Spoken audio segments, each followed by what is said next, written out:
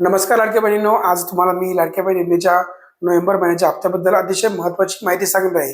अनेक बहिणींचा एकच प्रश्न आहे की नोव्हेंबरचा हप्ता आला की नाही आणि आम्ही पात्र असून देखील मला पैसे मिळाले नाही, नेमकं योजना बंद पडली का? तर नाही, योजना वगैरे काही बंद पडलेली नाहीये। लाडक्या बहिणींनो, आज मी तुम्हाला सगळ्यात 3 मोठी जी कारणे आहेत म्हणजे ज्याने तुमचा हप्ता जो आहे तो बंद पडू शकतो, तो मी तुम्हाला 3 कारण आज सांगणार आहे। त्यासाठी तुम्ही काय करा, आपला जो हा व्हिडिओ आहे तो काय करा शेवटपर्यंत बघा, कारण यामध्ये खूप इम्पॉर्टंट माहिती मी दिलेली आहे। सगळ्यात पहिलं कारण म्हणजे कुटुंबाचं उत्पन्न 2.5 लाखापेक्षा जास्त असणं, हे सगळ्यात एक मोठं कारण आहे। बऱ्याच लाडक्या बहिणींना माहित नसेल की बऱ्याच लाडक्या बहिणींना असं वाटत असेल की त्यांचं उत्पन्न 2.5 लाख तर नाही, पण एक गोष्ट लक्षात घ्या, त्यामध्ये सरळ सरळ दिलेलं आहे की तुमच्या पूर्ण कुटुंबाचं म्हणजे तुमच्या राशन कार्डमध्ये जेवढे पण नाव आहेत त्या पूर्ण कुटुंबाचं जे उत्पन्न आहे ते 2.5 लाखापेक्षा जास्त असेल तर तुम्हाला या लाडकी बहीण योजनेतून वगळण्यात येणार आहे। आणि यामुळे तुम्हाला जो लाडक्या बहीण योजनेचा जो नोव्हेंबरचा हप्ता आला नसेल, कदाचित हे सुद्धा कारण असू शकतं। यामुळे जो अर्ज आहे तो पेंडिंग असू शकतो आणि नोव्हेंबरचा हप्ता जो आहे तो तुम्हाला आलेला नाहीये।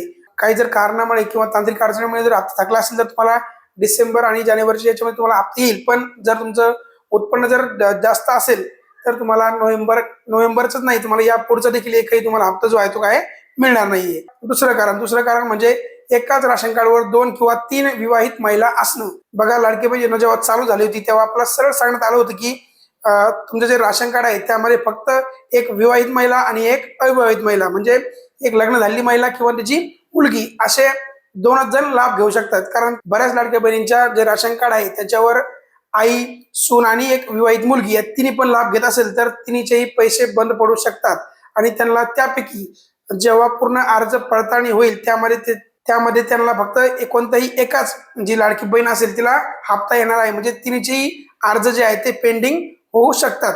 आपला योजना जेव्हा चालू झाली होती त्यामध्ये सरळ सांगितलं होतं की एकच कुटुंब आणि एकच लाभार्थी, म्हणूनच एकाच राशन कार्डवर जास्तीत जास्त महिलांनी अर्ज भरले असेल तर तुम्हाला तुमचा जो नोव्हेंबरचा हप्ता आहे तो काय आहे थांबलेला आहे किंवा तुम्हाला या पुढचा देखील हप्ता येऊ शकत नाही।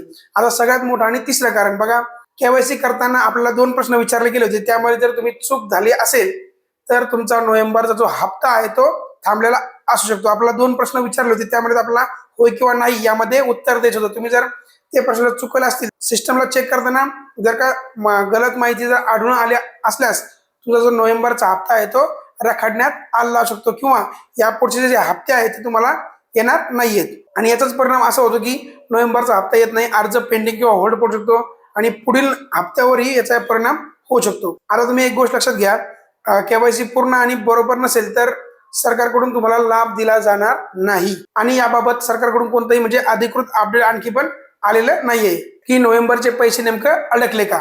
सध्या इतकीच शक्यता वर्तवली जात आहे की डिसेंबर आणि नोव्हेंबर महिन्याचा हप्ता एकत्रित येऊ शकतो आणि 14 जानेवारीच्या आसपास रक्कम जी जमा होण्याची शक्यता आहे।